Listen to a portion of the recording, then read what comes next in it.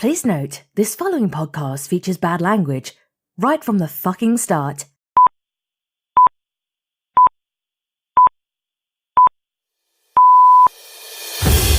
And now, dissecting the week's most shared news stories and separating the truth from the nonsense. It's the Ministry of Swooping. Hello and welcome to the Ministry of Swooping, a brand new podcast that does what you can't be bothered to do, look into the memes and stories doing the rounds on social media and working out if there's any truth to them. And yes, I know it is an unusual name, but then so is Engelbert Humperdinck. So why do we do this? Well, online it's getting increasingly harder to tell the truth from the fiction, and so we're here to step up and do the background research that a normal sane person wouldn't be bothered to do. We'll tell you if you can trust your Facebook post from that moron you used to go to school with. We'll tell you whether to believe that idiot cousin's ramblings on Twitter. And we'll alert you if any of these post-truth politicians actually say something factually correct. And we're going to have a little fun along the way as well. So settle in for some bad/lazy investigative journalism and a whole heap of bullshit.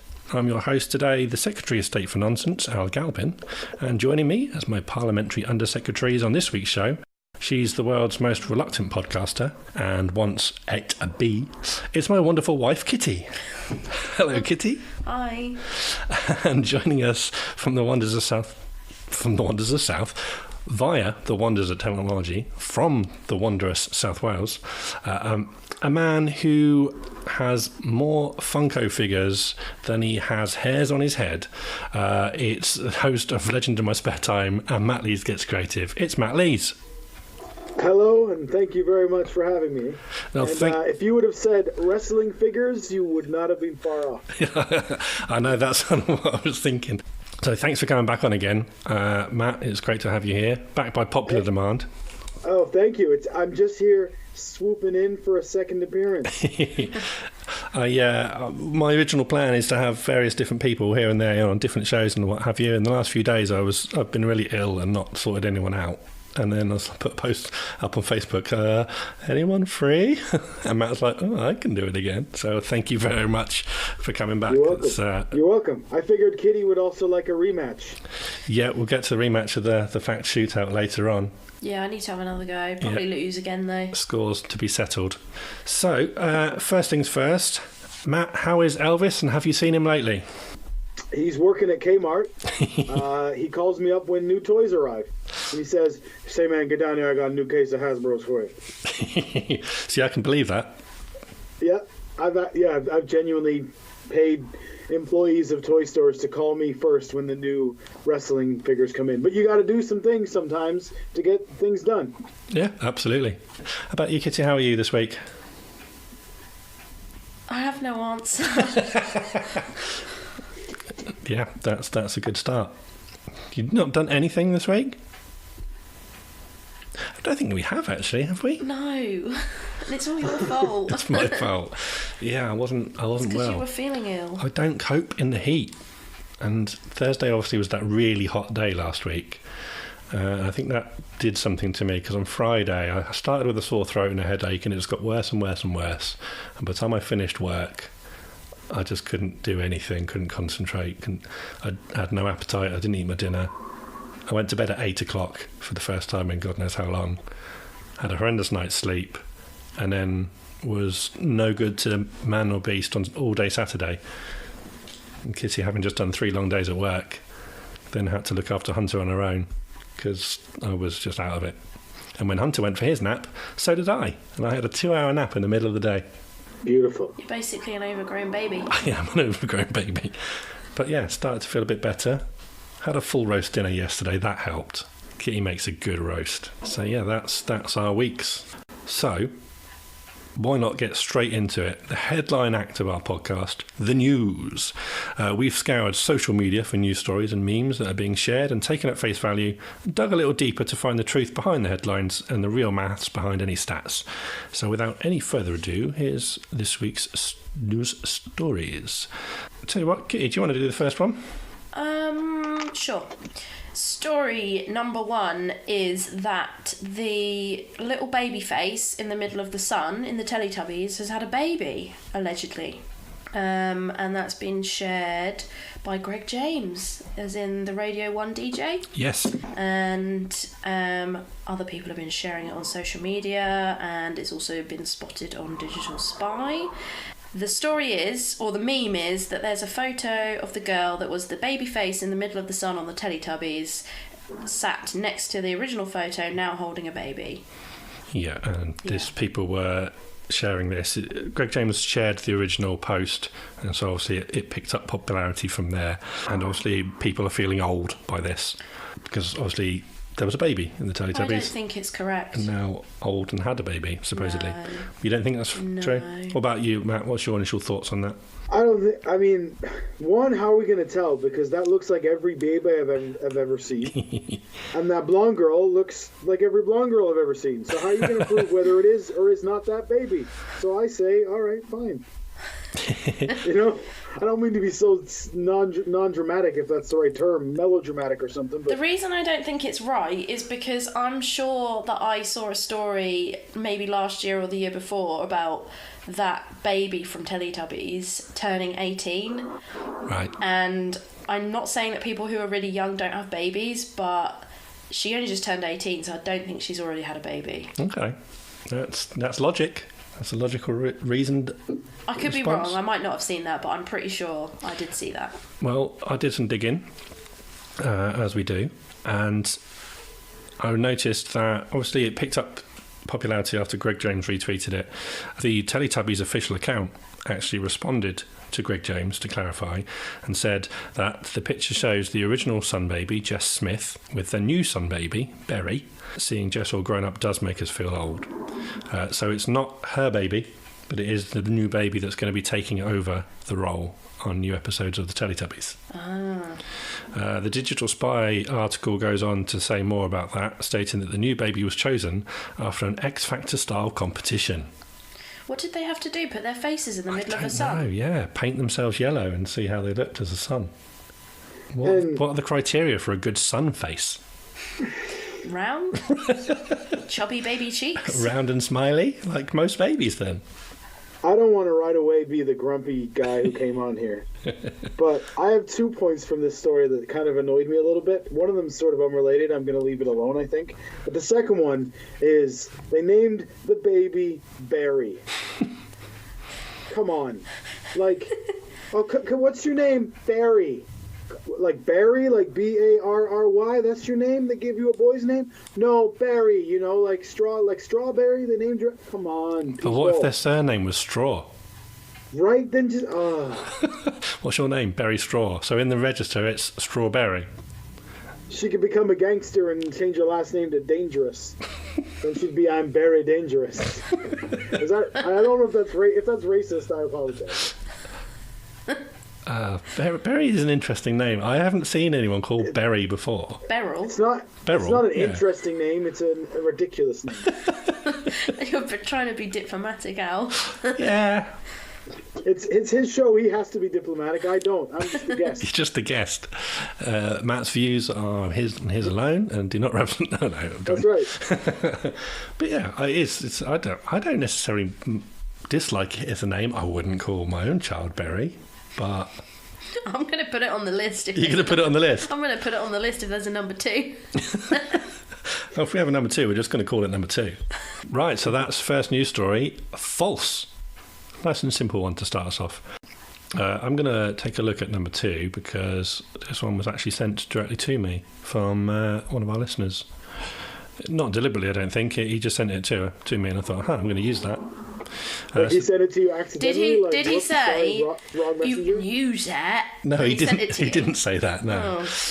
No. Yeah, I just got a WhatsApp with this particular image on it, with no comment, no message, just this image, and it's an image, and it says in 1672 a mob of angry Dutch killed and ate their prime minister. Options, just saying. And then there's a picture of a man from the 1700s. 17th century, I should say. And this was sent to me on the day that Boris Johnson became Prime Minister. from Mr. Andy Ball. I looked into it. The post was originally shared online in 2017, and it's been shared on Twitter and Facebook a lot in the last week with a new Prime Minister coming in. It's not been in the media much, but it has been on various meme websites and top lists and things like that. What do we think? Is it possible that a 17th century Dutch Prime Minister was eaten? No. Yeah, man. Yeah, I say yes. Difference of opinions here. 16th century people were crazy, y'all. I reckon they killed him. I reckon they tied him to a boulder and dumped him in the sea. I don't think they ate him. Oh, okay. All right, I like that. Whoa, you got some fire. Some fire in you. I'm worried about why is she thinking about that so much. I haven't. It just popped into my head. If I ever go missing, guys, check the sea. If I'm tied to a boulder, you know who did it. Off a jetty. You can carry a... No. How many people did you get to carry a boulder? I would try to swim out to help you, but there's sharks out there, so you're on your own. Okay, thanks. Thanks for the offer anyway. Yeah, exactly. So a quick Google confirms that the Dutch Grand Pensionary, which is their equivalent to the Prime Minister, in 1672 was a man called Johan de Witt. The Dutch refer to 1672 as the Year of Disaster, which... sounds good, doesn't it? The Year of Disaster. That's what 2019 is going to be renamed as. Annus Horribilis. It's the old Dutch version of that. Now, the Wikipedia page for him states, and so obviously this is Wikipedia, so you can take this with a pinch of salt. France and England attacked the Republic in the Franco-Dutch War, de Witt was severely wounded by a knife-wielding assassin on the 21st of June. He resigned as Grand Pensionary on the 4th of August, but that was not enough for his enemies. His brother Cornelis, particularly hated the Orangists, was arrested on trumped-up charges of treason. He was tortured, as was usual under the Roman Dutch system of law that required a confession before conviction was possible, but refused to confess. Nevertheless, he was sentenced to exile. When his brother went over to the jail, which is only a few steps from his house, to help him get started on his journey, both were attacked by members of The Hague's civic militia in a clearly orchestrated assassination. The brothers were shot and then left to a mob. The naked, mutilated bodies were strung up on a nearby public gibbet, while the Orangist mob partook of their roasted livers and cannibalistic frenzy. Throughout it all, a remarkable discipline was maintained by the mob, according to contemporary observers, making one doubt the spontaneity of the event. So that's what Wikipedia says about the event. So that he and his brother were murdered and the body left for people. What did I say about 16th century people? So looking into it a bit further, I found a website called History Extra that dug a little deeper into the story, and they said that there are accounts of some among the mob taking parts of the bodies and eating them. One man is even said to have eaten an eyeball. Although the stories may have been exaggerated, people often did take souvenirs from executions, such as those who dipped handkerchiefs in the blood of King Charles I. Yeah, other places were stating the same kind of thing, that there are stories from the time of people taking parts of his body to eat after he was killed. So it's kind of true. One caveat there, of course, is the fact that he wasn't Prime Minister because he'd already resigned. So they didn't eat the Prime Minister, they ate the former Prime Minister. Well, people do say David Cameron looks like a ham. But you wouldn't want to eat Boris, would you? No, you don't know where he's been. Exactly. Yeah. Oof. So it is kind of true, but there's no definitive proof that he was actually eaten. Whereas we just get Prime Ministers from eaten.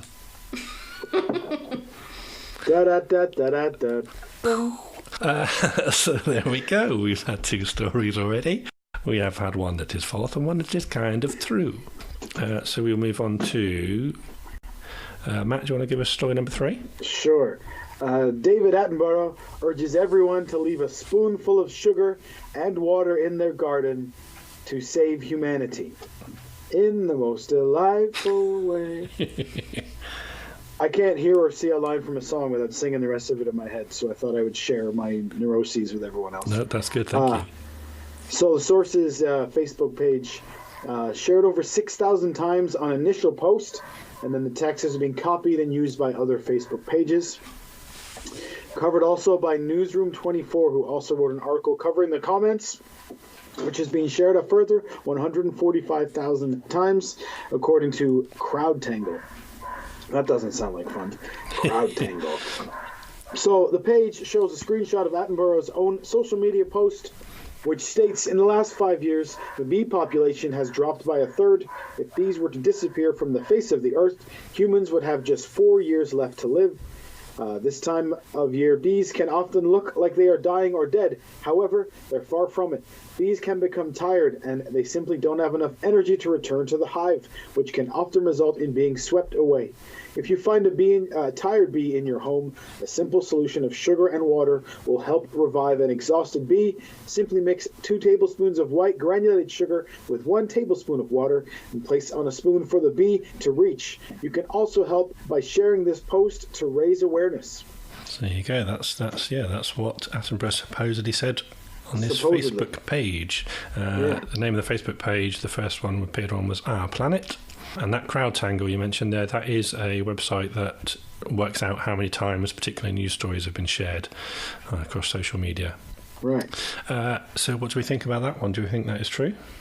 There's a lot about bees in the news. I've seen people say this before, and when I tried it once with a bee that looked like it was struggling, the bee just fell in the water and then got all sticky and then it couldn't fly.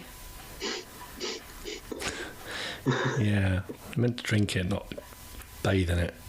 Yeah, but how do you get them to drink it? How do you be like, here you go, bee? Have a little Exactly, drink." you can't communicate with the bee. It sort of crawled in it and then got stuck. So I'm calling BS on the guy who's not the guy from Jurassic Park. No, yeah, it's his brother. Welcome to Jurassic Park. It would be a proper Jurassic Park documentary if we got the other Attenborough to narrate it. That'd be... I think it would. They should have got him in. Expense. Richard Attenborough should have been like, no, if you want, don't get that American guy to narrate the thing on the tour. I know someone. Yeah, I know a guy. I know a guy. He's pretty good at this kind of stuff. So I looked into this story, and it first appeared last summer. And then soon after, I actually found a BBC statement, which had been picked up by various news outlets like ABC and The Telegraph, who confirmed that the comments did not come from Attenborough, and the BBC had actually asked Facebook to remove the post, which they did. Basically, Sir David does not have any social media accounts, so if you see any screenshots of something that says it's from him, it is not from him.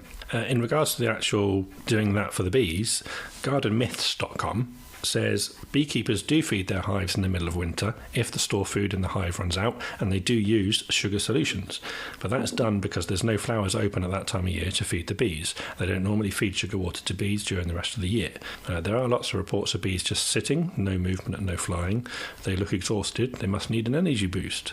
But no, bees don't live forever.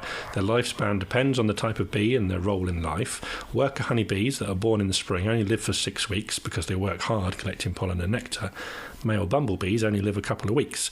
A bee that is near the end of its life doesn't fly around very well. So that bee that looks exhausted and may need a rest, but there's a very good chance it's actually dying, and feeding it is not going to change that. Bees don't need to be fed, they say, but feeding them a bit of sugar water from a spoon doesn't do them any harm, providing it's a one-time thing.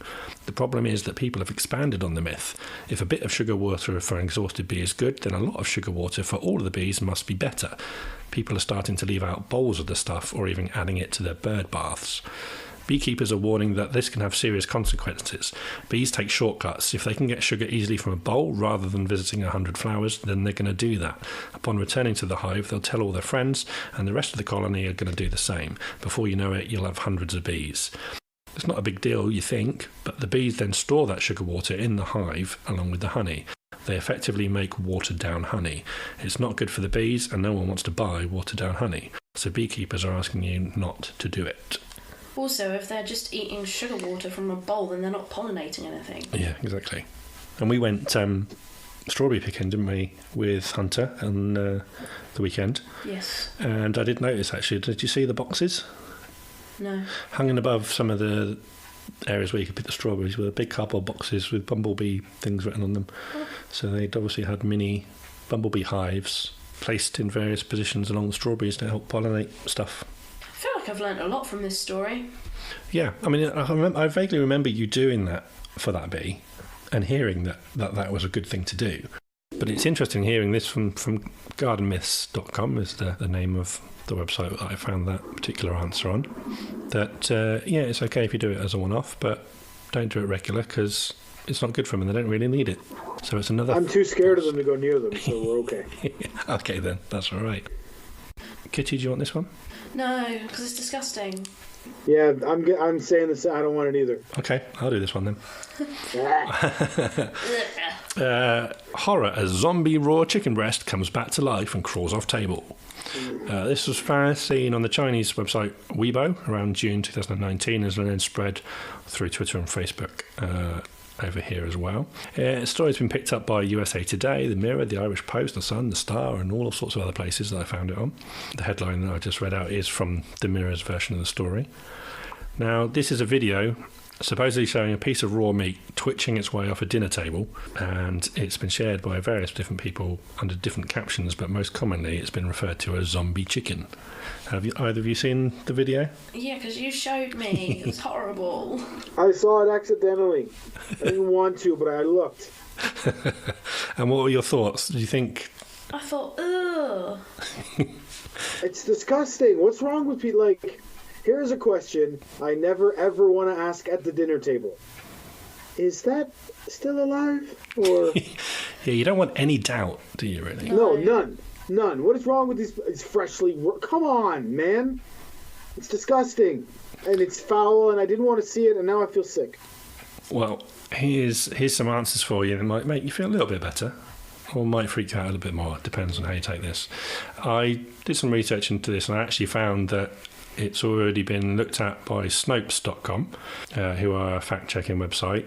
So I looked into what they were saying, and they found a good first story, which was in Chinese, which is why I didn't find it. So it says, Hong Kong News covered the video on June 17th, and reporters identified the animal as a recently skinned frog. An early posting from the Laugh No Worries Facebook page also identified this zombie meat as frog. They also suggest that the video shows an extremely fresh cut of meat. While the animal is certainly dead, its neurons are still active and seem to be reacting to sodium ion, a chemical compound that can be found in salt and soy sauce.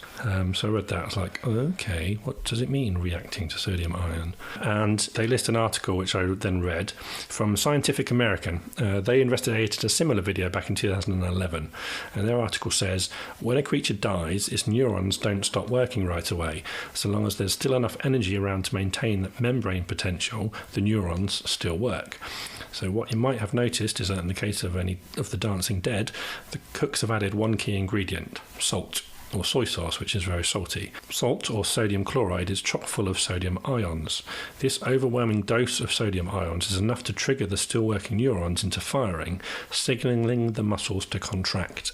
So that's what happens, and I've seen the video they were referring to was 3 pairs of frog legs on a plate, which a guy just literally sprinkles salt over, and then the legs start to twitch. Not quite as much as this particular video, because this one literally jumps off the plate onto the floor. It's horrible. It's partly true, this one, because it does appear to be a real cut of meat. It's not CGI or anything ridiculous like that. It is a real cut of meat, but it's not zombie meat, and we're not entirely 100% sure what type of meat it is. Potentially it's either frog or chicken, from what most people are saying.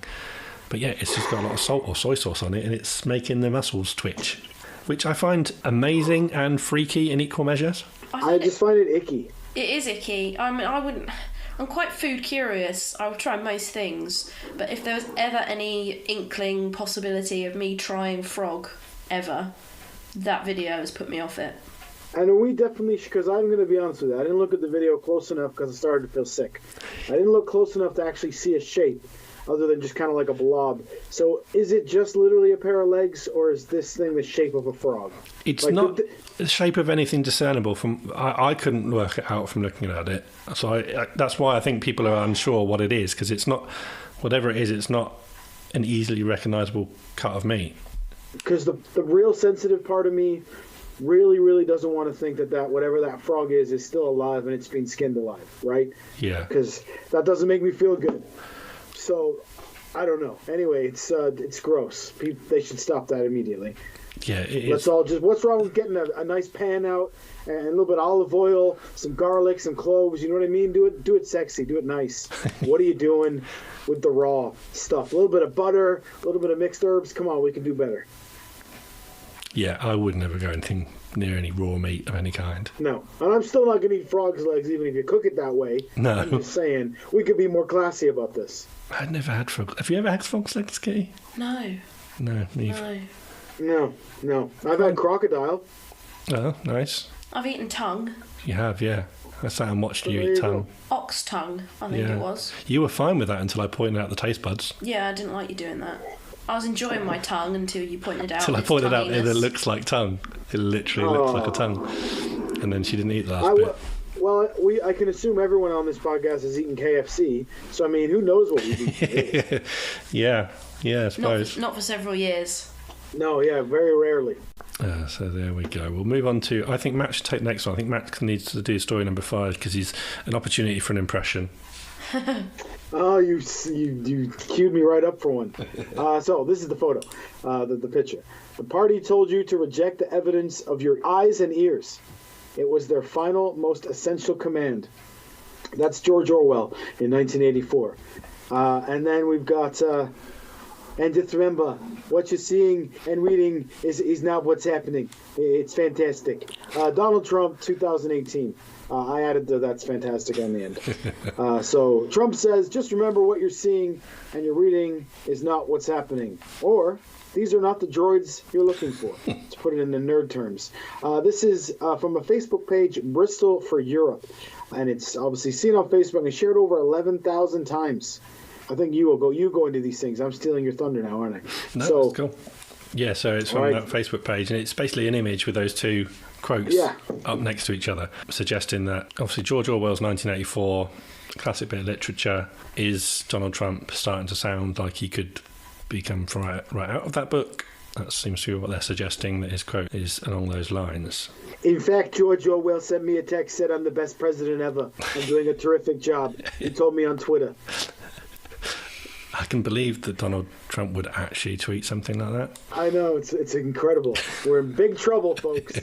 As with most things with the Donald, it doesn't take long to search the source of some of his quotes because they are widely reported. Now, actual videos of him saying that are on Twitter, and Trump's full remarks are available on the White House website under a page called Remarks by President Trump at the Veterans of Foreign Wars on the United States National Convention, dated July 24th, 2018. So he actually said it about a year ago. And then there's more detail about the quote.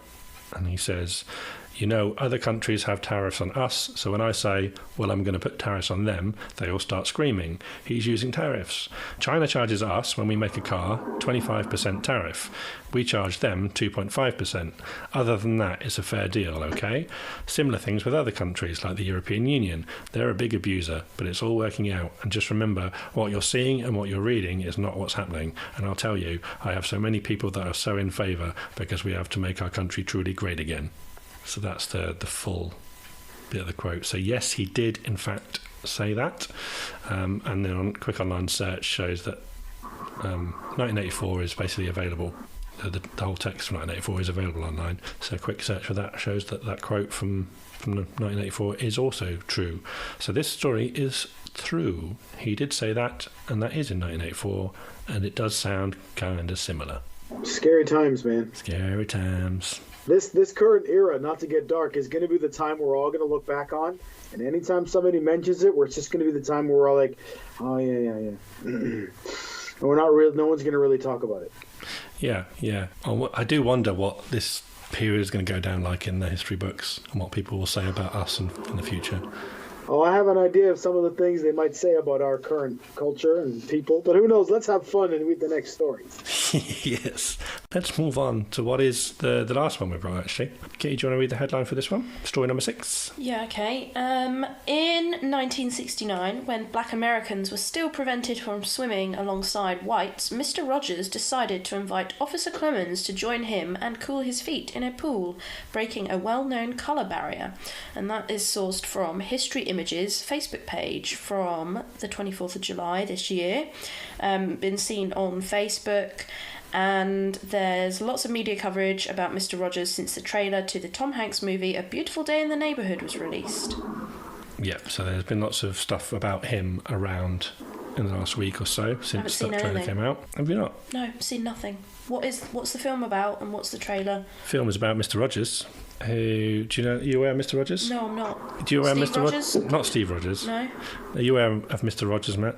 Absolutely. I think knowing me, even just online, you know I definitely am. He was like a TV show host. He did a kids show. He was the TV kids show host. Mr. Rogers, It's a Beautiful Day in the Neighborhood. Tom Hanks. Oh, Tom Cruise would make a terrible Mr. Rogers. Tom Hanks is making a film about him. So yeah, there's quite a bit going around that I've seen on Twitter and things about him. The film is about a journalist going to interview him, and then everything that comes out of that, I think. So it's towards the end of his career rather than a biopic about his whole career. But anyway, the Facebook page that is shared on is called, like Kitty said, History Images. A different version of the story was filmed in November 2015 by another Facebook page called Films for Action, and that one had a photo of Mr. Rogers and Officer Clemens sat with their feet in the pool. And that version of the story is a bit longer. It says, in August 1968, the country was still reeling from the assassination of Martin Luther King 4 months earlier and the race riots that followed on its heels. Nightly news showed burning cities, white flight, radicals and reactionaries snarling at each other across the cultural divide. A brand new children's show out of Pittsburgh, which had gone national the previous year, took a different approach. Mr. Rogers' neighbourhood introduced Officer Clemens, a black police officer who was a kindly, responsible authority figure, kept his neighbourhood safe, and was Mr. Rogers' equal colleague and neighbour. Around the first anniversary of Martin Luther King's death, Mr. Rogers invited Officer Clemens to join him in soaking their tired feet in a plastic wading pool, and there they were, brown feet and pasty white feet, side by side in the water, silent, contemplating, without comment. So that's their version of the story. It's a little bit more detail in that, and a bit of setting about the history of the time. Website Truth or Fiction has picked up on this and looked at it and mentions the fact that these Facebook posts placed the segment in the late 60s, a time during which a lot of people today presume that segregation had already ended. However, in many cases, integration didn't extend to swimming pools, an issue that remained contentious for years to come. In cases where public pools were legally desegregated, town after town in the American South filled their pools with dirt, cemented them up, sometimes even bulldozed them, seeing as desegregation meant equal access to public goods. Then floor-line equality, where nobody had access to anything, was seen as the preferable path, and an ensuing deficit of pools led to privatised segregation of swimming facilities extending well into the 70s, which, yeah, I figured that was done with before then. It was a very interesting read, and there's lots more information about that out there if anyone wants to read more on that. And it's a really beautiful moment if you want to watch it too. Yeah. There's a great documentary called Won't You Be My Neighbor about Mr. Rogers, which is heartbreaking in a good way, in a beautiful way, but it's a really great story, and just what a guy, man. Yeah, you know? Yeah, I was listening to Fat Man Beyond this morning with Kevin Smith, and he got talking about that documentary as well on there, and he was saying a very similar thing. Yeah. I haven't seen much of Mr. Rogers in the past. I know of him. I think I've known of him via movies and TV where they mentioned him. Yeah, or parried him like Eddie Murphy used to make fun of him, right? On Saturday Night Live, in my neighborhood, with the bullet holes in the Eddie Murphy. So there we go. We finish on a true story and a about lovely a lovely guy. So anyone who doesn't know who he is, go, yeah, like Matt says, find that documentary if you can, if you watch it. Go and watch the trailer as well and give you a good impression of the guy, and maybe watch the film when that comes out. Not that they're paying us to say that. Other films are available. With other actors. With other actors. Not many without Tom Hanks these days. He seems to get around. Tom Hanks is like a warm bath for me. Like, I'm in already. It's fine. You just tell me what we're doing and where we're going, and we're going to be fine. Because he seems to just transform into these roles, whoever he seems to play. Yeah. There was, I can't remember, there's someone I used to work with who hated him and said he's just the same in every movie. I don't think that's right. I mean, maybe certain elements of him, but maybe, yeah. He's one of those actors for me that within the first 5 minutes, I'm like, it's Tom Hanks. I love Tom Hanks. And then within 10 minutes, it's like, Forrest Gump. Like, he's just that actor, and it'll be the same with Mr. Rogers, because when I first heard Tom Hanks, I thought, no way, he can't play. Well, yeah, maybe. And you look at it now and you think he looks incredible, and I'm sure he's going to do a fantastic job. But other movies are available.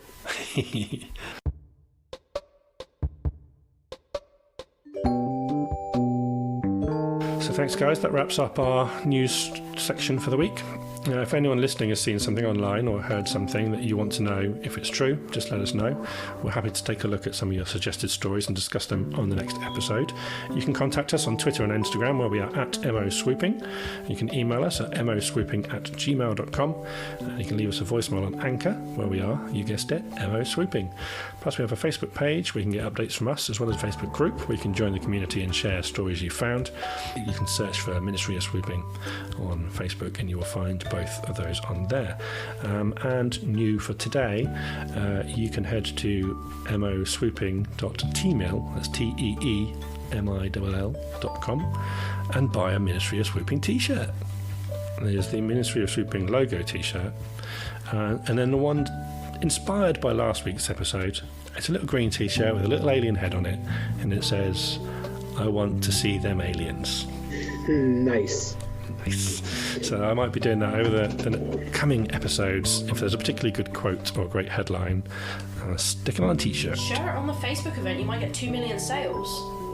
Right? Yeah. If everyone goes, where's that t-shirt? International shipping is available. Next day delivery in the UK. All organic materials made in t-shirts. So moswooping.tmail.com if you're interested in that.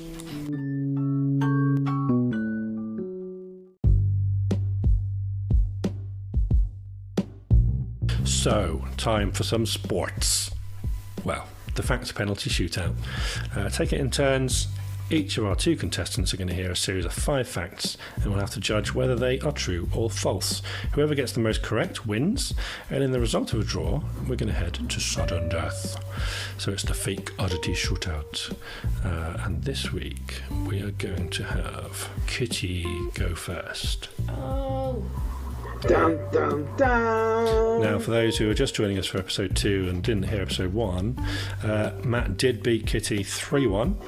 I believe it was, in the first game. So Kitty is on the comeback trail. So Kitty, the brain is 25% fat. True. It is false. The brain is actually our fattiest organ, being comprised of nearly 60% fat. Miss early doors.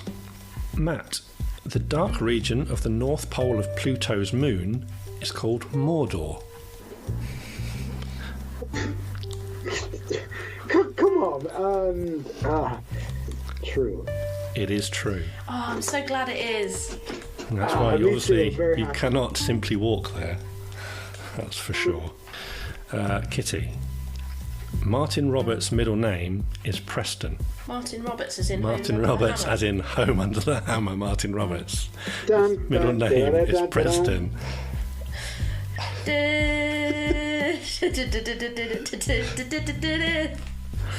True.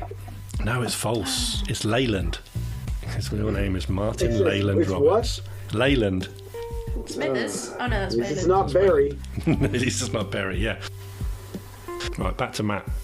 It took the creator of the Rubik's Cube, Erno Rubik, 1 month to solve his own puzzle. True. That is true. That is true. That is 2-0. Kitty, back to you. Need this to stay in the game. Nah. Ketchup originated in China as a boiled down brine of pickled fish and spices called ketchup. Ketchup. No, because it's tomatoes. False. No, it's true. Oh. Matt, Sir Isaac Newton invented the cat flap. False. No, that's true.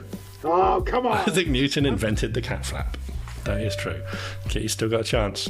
He surely had better things to do. I think he did. Kitty, Navy uniforms turn bright orange after coming in contact with salt water, so a sailor can be easily spotted after falling overboard. No. You saying false? Yeah. Correct, that is false. Although that would be a good idea, wouldn't it? It's a good idea, but yeah, no. No, it's false. Sounds plausible, though. So that pulls it back to Matt.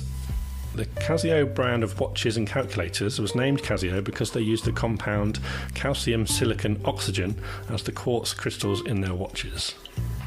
True. No, that's false. That is false. I don't know why they're called Casio, but I know that is false. Back to Kitty. In 2005, a fortune cookie company correctly foretold lottery numbers, resulting in 110 winners. I want it to be true, so I'm going to say true. It is true. Yes. Pulled it back 2-2. It's getting tense. An investigation did take place and no fraud was involved. Okay, Matt. The PlayStation 1 game, FIFA 2001, had a scratch and sniff disc. False. No, apparently that's true. There are Well, where did it reports. smell like? Apparently, FIFA 2001 smelled like a football pitch, while Gran Turismo 2 smelled like car tyres. Gimmick. Great. Great. That's great. I'm very happy for them. Get you a chance to steal it at the death. No. If I lose because of the FIFA scratch and sniff disc, I'm not going to be happy. Scratch and sniff. Yeah, because that was the end of the 5, so it is going to sudden death now. So I know. I'll Kitty. accept the loss. Mos Def's real name is Derek Mosier. Sure, why not, Derek? No, it's false. False. It's actually Dante Terrell Smith. So, Matt, if you get this one, you've won. There is a DC comic book villain called Animal Vegetable Mineral Man. False. No, it's true. There is. Ah. There is an Animal Vegetable Mineral Man. Back to Kitty. 41% of US citizens believe dinosaurs and humans existed at the same time. True. Correct, that is true. In a report done earlier in the decade, 41% of US citizens believe dinosaurs and humans exist at the same time, which means Matt has to score this one to stay in the game. All number plates in Ohio are the same colour. True. That's false. Which means Kitty wins. And it's false because the state gives out different coloured licence plates for anyone convicted of DUI. Oh, like there's one different one in the whole state? Ah, darn you, I'm shaking my fist at you, but congratulations, Kitty. So Kitty wins the rematch on sudden death. You know, that just makes us 1-1, though. That makes you... Oh, are we going to have the rubber match at some point in the future? So, with the show coming to a close, we get to the bit where I beg. So if you've listened thus far through the show, thank you very much. We are very honoured. Do hit that subscribe button and make sure you don't hiss? Don't hiss at us, and certainly don't miss any future episodes. And if you've got a minute, please do give us a rating and a review on whichever podcast system you're listening to us on. And also thank you to Mr. Andy Ball, who's recommended us 5 out of 5 on our Facebook page. So thank you for that. Would that be the lovely gentleman from the Talking Codswallop show? No, that is a old friend of ours. I'm sorry, you can cut that out. He's actually the guy who... He sent me a message in the week to say, just listening to your podcast, who's this Matt guy? He's really funny. I really like him a lot. Oh, he sounds like an intelligent fella. I like him. So, yeah, he's an old friend of ours. And so thank you very much for that, Andy. So, yeah, if you want to give us a rating, please do, anyone. It helps us to be heard by more people and raise up the rankings. And once we actually get approved by iTunes, eventually, people do it there as well, and we can get on and up the charts there. Also, don't forget to follow us on all the social medias and send us any news stories you want to look into. Any contact details going to come up at the end of the show. So before we go, Kitty, have you got anything last thing you want to say or anything going on you want people to know about? I don't know why you asked me. I've literally got nothing. I'm just being polite. It'd be rude if I didn't ask. At least warn me that I could prepare something. I thought you would have worked it out after last week. No, I've forgotten everything that happened last week, apart from Matt winning. Oh, that's been stuck in your mind, has it, all week? Yeah, eating away at me all week. It wasn't you that set up the fake profile, was it? Fake profile. Oh, yeah, someone set up a fake Matt Lee's profile on Facebook. I didn't know about this. No. It wasn't me. Yeah, if you want the real story, you'll have to subscribe to my podcast. See what I did there? Yeah, I was just about to say, go for your plugs, Matt. Legend in My Spare Time is the show with my best buddy, where we just kind of shoot the shit about pop culture. And this next episode, we're going to talk about the fact that I woke up the other day to somebody setting up a completely fake Matt Lee's account. It had started messaging friends of mine, and the profile picture is me with my eyes gouged out. Nice. So that's exciting. And the other show, my big boy show, is Matt Lee's Gets Creative, where I interview awesome guests every week, different creative types, to talk about our journeys. And this coming Wednesday, we have a Juno-nominated blues guitarist and an old buddy of mine, Sean Pynchon. So if you want to check those out, it's available everywhere that podcasts are available, and there's Facebook groups and all that kind of stuff. I listened to your Larry Hankin episode this week. He's an interesting guy. That one was unbelievable. Yeah, that was a great one. It was just one of those things where podcast karma worked out, and he said he would do it. And then it was my favorite interview because I think I said like 6 words. Yeah, he loved telling a story. Unbelievable. And I love that like New York style of like speaking and accent and everything about it. So I could have listened to him forever. It was amazing. I particularly loved the story of how he ended up doing that little part in Home Alone. Yeah, that like was amazing. Yeah, like some of that stuff you're going to talk to people and you just have no idea what they're going to tell you. Yeah. So folks, maybe go listen to that. But yeah, absolutely. He was a dream come true, and an unbelievable show. Unbelievable, especially for a guy in like his 80s. Just so switched on, such a funny, energetic guy. That was my favorite show. And if you don't know who he was, he's in Friends, he's in Seinfeld, he's in Billy Madison, and he has a small, interesting role in Home Alone. Yes. He was Mr. Heckles in Friends. That's right, yeah. Yeah, that was very interesting. I liked that. So, yes, thank you very much for that, Matt. Thank you. Now, we end our show with our good friend Rando Cardrissian, who picks our episode title, or I think moving forward, our episode subtitle, because getting the whole thing in the title field, A, excludes us from certain searches, and B, is a bit long. So I'm going to put it as a subtitle. We do this because it's one of the special rules from Cards Against Humanity, which is where we got our show name from. And it was, in fact, the aforementioned Andy Ball, who played the swooping card, that gave us our show title. And I believe, did you say, Kitty, that he did it because you thought it would be funny? He did it because he thought you would. Yeah, he did it because he said to me, I thought you would find it funny, and I did. Yeah. So that's how this show title came about, thanks to Andy. So this week's subtitle for the show is, I'll just pick the cards out, Airport Security Guidelines Now Prohibit Full Frontal Nudity on Airplanes. So there we go, 2 random cards. And that's just good sense. Yeah, it's good sense. And that's what I think this episode has been, a lot of good sense. Absolutely. Facts about bees. Telling people to go and listen to your podcast, go and find out about Mr. Rogers. It's all been a lot of good sense this week. I like that. We learned if you disappear, then Kitty did it. Yes. And if I disappear, then whoever set up the fake account did it. Yeah. Well, hopefully we'll get to the bottom of that soon. We will. I genuinely have no idea, so I'm in the game like everyone else. I'll be listening to your podcast to find out more, I'm sure. So thanks on that savoury note. We will say thank you for listening, everyone, and goodbye. Bye. So long. If you want to contact the Ministry of Swooping, you can email moswooping@gmail.com. You can send a voicemail at anchor.fm/moswooping. You can also join our Facebook group and be a part of the community. Just search for Ministry of Swooping. Don't forget, you can find us on Twitter and Instagram, where we are at moswooping.